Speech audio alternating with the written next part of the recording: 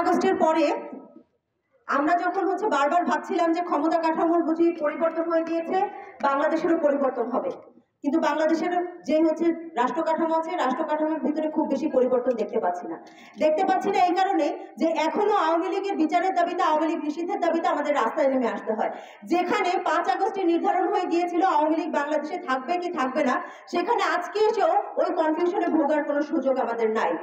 আপনারা জানেন বিভিন্নভাবে আওয়ামী লীগকে ফিরিয়ে আনার চেষ্টা করা হচ্ছে, দিল্লির প্রেসক্রিপশনে, পর্তুগিজের প্রেসক্রিপশনে, ক্যান্টনমেন্টের প্রেসক্রিপশনে এবং বিভিন্ন রাজনৈতিক দলের প্রেসক্রিপশনে আওয়ামী লীগকে বাংলাদেশে রাজনীতি করার সুযোগ করে দেওয়ার জন্য বিভিন্ন ধরনের পায়তারা চলছে।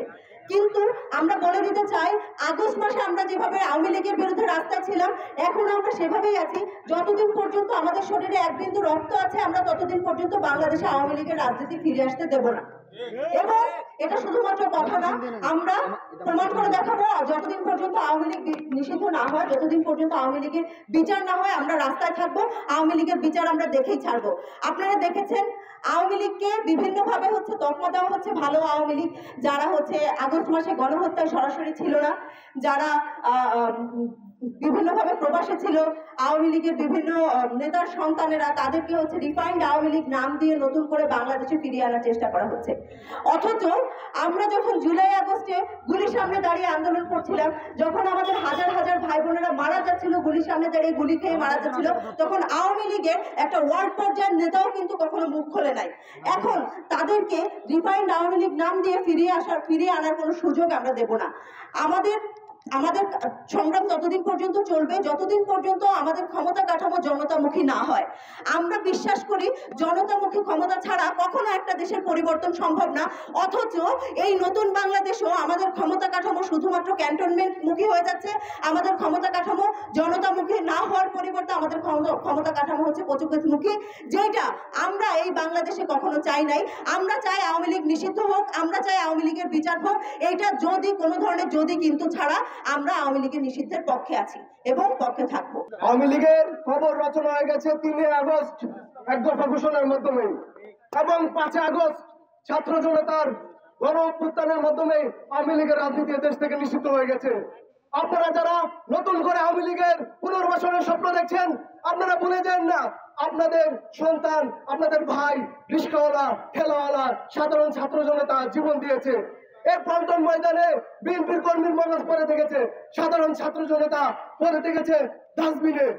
এখন যারা আওয়ামী লীগের পুনর্বাসনের স্বপ্ন দেখছে, তারা এই রক্তগুলো দেখে নাই, তারা এই দুঃস্বপ্ন দুঃস্মৃতি ভুলে যাচ্ছে। আমরা বলি নাই, আমরা রাজপথে আছি। আমাদের শরীরে যতক্ষণ পর্যন্ত 1 ফোঁটা রক্তবিন্দু আছে, বাংলাদেশের রাজনীতিতে আওয়ামী লীগের পুনর্বাসন আমরা চাই না, চাই না, চাই না। জুলাই আগস্ট কোনো ক্ষমতার পালা বদলের জন্য আসে নাই। জুলাই আগস্ট এক দলের হাত থেকে ক্ষমতা নিয়ে আরেক দলের হাতে ক্ষমতা তুলে দেওয়ার জন্য আসে নাই। জুলাই আগস্ট এসেছে সেই বাংলাদেশকে বদলে দেওয়ার জন্য, যে বাংলাদেশে ক্ষমতা কাঠামো বারবার নির্বিচারে এই দেশের সাধারণ জনতার উপর গুলি চালিয়েছে। সামনের বাংলাদেশে সাধারণ জনতাই হবে ক্ষমতা, সাধারণ জনতার উপর, আর নির্বিচারে যারা গুলি চালাবে তাদের বিচার হবে এই জনতার আদালতে। আমরা স্পষ্ট ভাষায় বলে দিতে চাই, অতীতে যারা গণহত্যা করেছে সকল গণহত্যার বিচার করতে হবে এবং সর্বশেষ আওয়ামী লীগ যে নৃশংস গণহত্যা চালিয়ে গেছে বাংলাদেশে, সেই আওয়ামী লীগ আর সেই আওয়ামী লীগ নাম নিয়ে এবং প্রতীক নিয়ে বাংলাদেশে রাজনীতি করতে পারে না। বাংলাদেশের সাধারণ জনতা জানিয়ে দিয়েছে এই দেশে মানুষের হাতেই এখন সব ক্ষমতা, কারণ নতুন বাংলাদেশ তৈরি করেছে তারা। বাংলাদেশে কোন ডিসিশন এখন আর উপর থেকে, কচুক্ষেত থেকে বা কোন পলিটিক্যাল নেতার কোন লবিং এর মধ্য দিয়ে বা দিল্লি থেকে এখানে আর কোন ডিসিশন আসবে না। আজকে আমরা দেখেছি যে একটা নতুন বাংলাদেশ তৈরি করার জন্য অন্তর্বর্তীকালীন সরকার থেকে শুরু করে দেশের ছাত্র জনতার যে বিপ্লবের স্টেক হোল্ডার আছে, তারা কতটা আপ্রাণ চেষ্টা করে গেছে। আমরা দেখেছি 5 আগস্টের পর বারবার প্রতি বিপ্লব করে আমাদের এই নতুন বাংলাদেশের স্বপ্নকে ধূলিসাৎ করে দেওয়ার চেষ্টা করা হয়েছে। কিন্তু আমরা ছাত্র জনতা সর্বদা মাঠে ছিলাম। আমরা আমাদের পড়াশোনার পাশাপাশি দেশের প্রতি আমাদের এই পবিত্র দায়িত্ব রক্ষা করার জন্য আমরা লড়াই করে গেছি এবং যাচ্ছি। কিন্তু আমরা দেখেছি বিভিন্ন রাজনৈতিক দল তারা বা নতুন বাংলাদেশের যে স্বপ্ন সেটাকে বিতর্কিত করার চেষ্টা করছে। তারা চাচ্ছে নতুন বাংলাদেশে কোনো ধরনের সংস্কার না করে, কোনো ধরনের রিফর্ম না করে, ক্ষমতা কাঠামোর কোনো ধরনের সংশোধন না করে পুনরায় ক্ষমতায় বসে নতুন যে ফ্যাসিবাদ আছে সেটিকে কায়েম করার পথে তারা হাঁটতে যাচ্ছে।